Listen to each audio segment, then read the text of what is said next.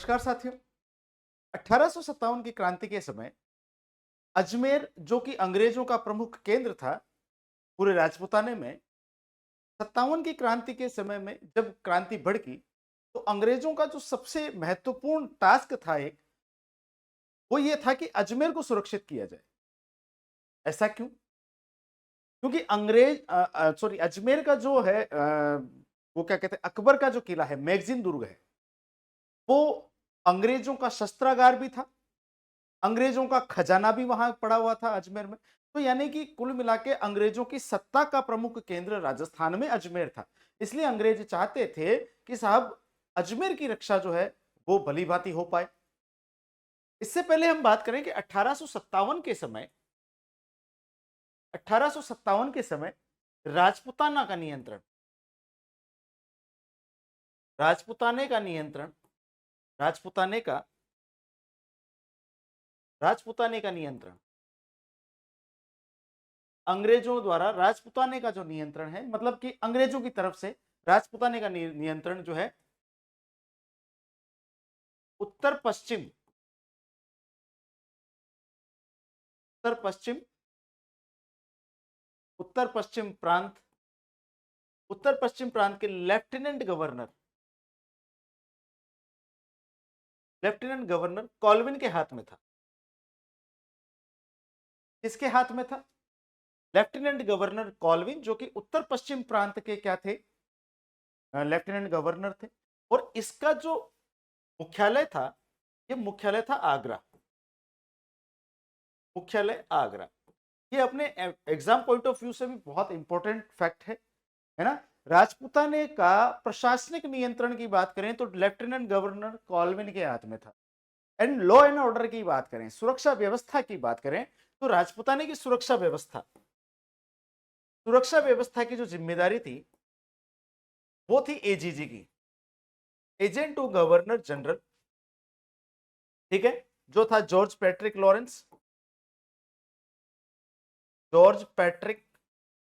Lawrence. और इन्होंने ये सिस्टम बना रखा था कि 6 महीने ये अजमेर में बैठेंगे, 6 महीने ये कहां बैठेंगे, मतलब गर्मियों में माउंट आबू चले जाएंगे। अंग्रेज थे, गर्मी उनसे ज्यादा सहन नहीं होती। हमारे राजस्थान में कड़ाके की गर्मी पड़ती है, लोग कड़ाके की ठंड देखते होंगे। हमारे यहाँ पर तपती धूप पड़ती है, कड़ाके की जो है गर्मी पड़ती है। तो गर्मी सहन नहीं होती, तो ये लोग गर्मियों में, मई की बात है, क्रांति मई में हुई थी, तो ऑब्वियस सी बात है जॉर्ज पैट्रिक लॉरेंस जो है इसका मुख्यालय अजमेर हुआ करता था। अजमेर, है ना, ये हुआ करता था सर्दियों में। और आपका क्या नाम उसका, माउंट आबू ये होता था गर्मियों में। ठीक है, माउंट आबू रहा करते थे। हमारे भारत में 10 मई को सबसे पहले क्रांति की शुरुआत होती है मेरठ से। ठीक है, क्रांति की शुरुआत होती है 10 मई से। कहां से होती है बेटा? मेरठ से। ठीक है, और 19 मई को 19 मई को एजीजी जॉर्ज पैट्रिक लॉरेंस को माउंट आबू में माउंट आबू में माउंट आबू में इस क्रांति की खबर मिलती है 19 मई को।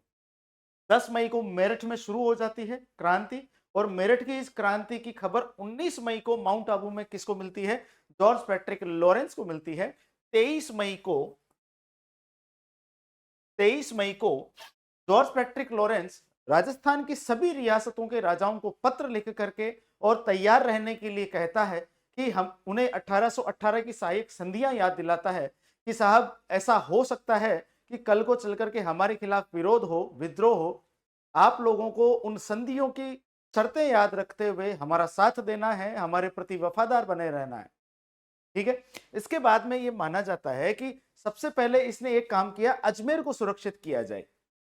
अजमेर के अंदर जो है 15वीं बंगाल नेटिव इन्फेंट्री, क्या नाम था? 15वीं बंगाल नेटिव इन्फेंट्री ये बटालियन मौजूद थी। लेकिन जॉर्ज पैट्रिक लॉरेंस ने क्या किया, इस 15वीं बंगाल नेटिव इन्फेंट्री को तो भेज दिया नसीराबाद। जो कि पहले बंगाल नेटिव इन्फेंट्री कहां पर थी, 15वीं अजमेर की सुरक्षा कर रही थी। इनको अजमेर की सुरक्षा के भार से मुक्त करके इनको नसीराबाद भेज दिया गया और अजमेर की सुरक्षा का भार जो है किस किस को दिया गया, अजमेर की सुरक्षा का भार ब्यावर से बुलाई गई मेर बटालियन, ठीक है। क्यों? क्योंकि हम देख रहे हैं कि राजस्थान के अंदर अंग्रेजी सेना में यूरोपियन सैनिक ज्यादा नहीं है, वो अपनी सुरक्षा के लिए भारतीय सैनिकों पर ही जो है निर्भर थे, ठीक है। मेर बटालियन कहां से आई, ब्यावर से आई, ठीक है। डीसा कहां पड़ता है, गुजरात में पड़ता है। डीसा से इन्होंने एक यूरोपियन बटालियन बुला ली, यूरोपियन सैनिकों की बटालियन बुला ली, लेकिन वो डीसा गुजरात से आने में समय लग रहा था। तब तक अजमेर की सुरक्षा के लिए इन्होंने किसको नियुक्त किया, मेर बटालियन को नियुक्त किया, कोटा कंटिंजेंट को नियुक्त किया, कोटा कंटिंजेंट जो कि देवली छावनी में थी उनको बुलाया, प्लस जोधपुर